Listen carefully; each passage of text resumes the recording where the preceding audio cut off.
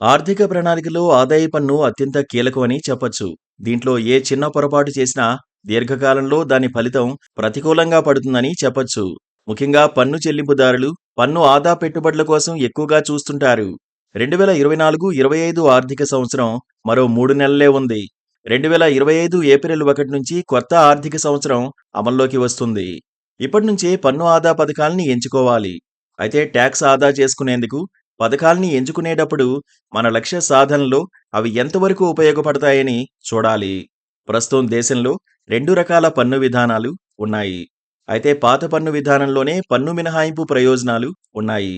పెట్టుబడులపై ఎలాంటి మినహాయింపులు అవసరం లేదనుకుంటే కొత్త పన్ను విధానాన్ని ఎంచుకోవడం మంచిది. ఆదాయాన్ని బట్టి నిర్ణీత పన్ను స్లాబుల్లో ట్యాక్స్ చెల్లిస్తే సరిపోతుంది.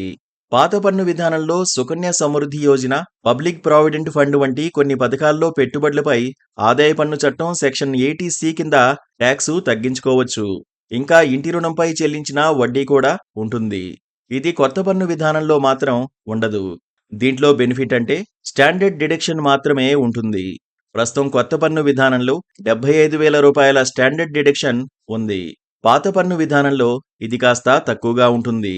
ఇక కొత్త పన్ను విధానంలో 7.50 లక్షల లోపు ఆదాయం ఉంటే ఎలాంటి ట్యాక్స్ చెల్లించాల్సిన అవసరం లేదు. ఇక్కడ మినహాయింపులతో ఎలాంటి పని లేదు. అంతకు మించి ఆదాయం ఉంటేనే లెక్కలు వేసుకోవాలి ఏది బెస్ట్ అని.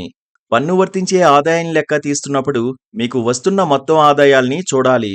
జీతం కాకుండా రెంట్, బ్యాంక్ లేదా పోస్టాఫీస్ నుంచి వడ్డీలు, మూలధన రాబడి, వ్యాపారాల్లో ఆదాయం వంటి మార్గాల్లో ఆదాయం ఉంటే వీటిని కూడా లెక్కించాలి.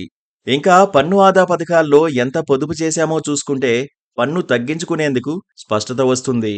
ఇంకా ట్యాక్స్ తగ్గించుకునేందుకు ఎంత మదుపు చేయాలనేది తెలుస్తుంది. ఎక్కువ మంది పన్ను ఆదా కోసం ఆఖర్లో బీమా పాలసీ వైపు మొగ్గు చూపుతుంటారు. ఇక్కడ బీమా ప్రీమియంపై సెక్షన్ 80C కింద మినహాయింపు వస్తుంది. పన్ను ఆదా కోసం సెక్షన్ 80C కింద ELSS, EPF, PPF, home loan అసలు, లైఫ్ ఇన్సూరెన్స్ ప్రీమియం, పిల్లల ట్యూషన్ ఫీజులు వంటి ఎన్నో పెట్టుబడి పథకాలు వర్తిస్తాయి. మొత్తంగా ఏడాదిలో 1.50 లక్షల రూపాయల వరకు మినహాయింపులను క్లెయిమ్ చేసుకోవచ్చు. Please do subscribe to Please do subscribe to Please do subscribe to Please do subscribe to Please do subscribe to Please do subscribe to KTV Telugu. KTV Telugu. KTV Telugu. KTV Telugu. KTV Telugu. KTV Telugu. Please do subscribe to KTV Telugu.